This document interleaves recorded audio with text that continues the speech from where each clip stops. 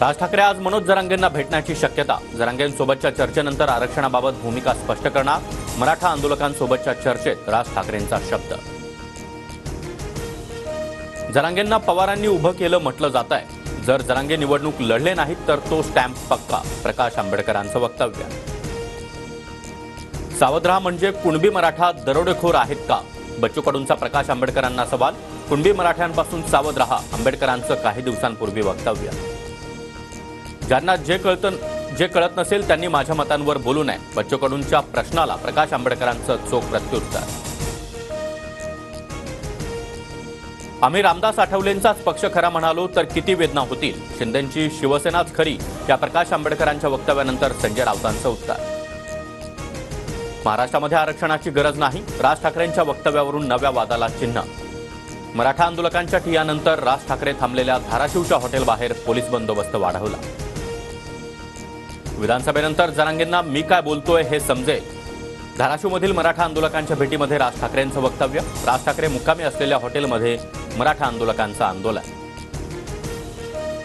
मराठा क्रांती ठोक मोर्चाचं आज फडणवीस आणि शरद पवारांच्या निवासस्थानी आंदोलन। मराठा आरक्षणाबाबत भूमिका जाहीर करण्याची मागणी।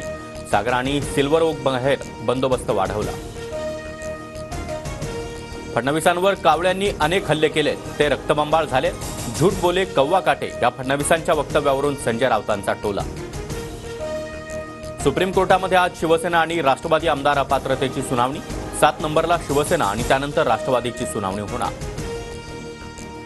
उद्धव ठाकरे आजपासून 3 दिवस दिल्ली दौऱ्यावर। ठाकरे इंडिया आघाडीतील महत्त्वाच्या नेत्यांच्या भेटी घेणार।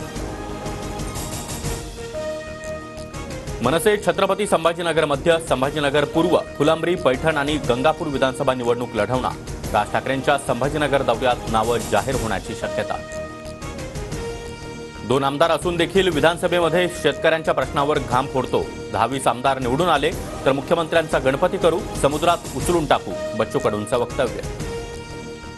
बांगलादेशातून पलायन करून शेख हसीना आज भारतातच असणार। ब्रिटनमधून शेख हसीना यांना अद्याप प्रवेशाची परवानगी नाही।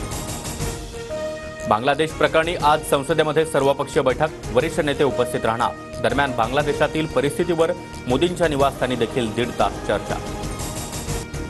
उजनी धरणामधून 16 दरवाजांमधून 1,25,000 क्युसेक पाण्याचा विसर्ग सुरू। पंढरपुरातील दगडी पूल, इस्कान घाट पाण्याखाली।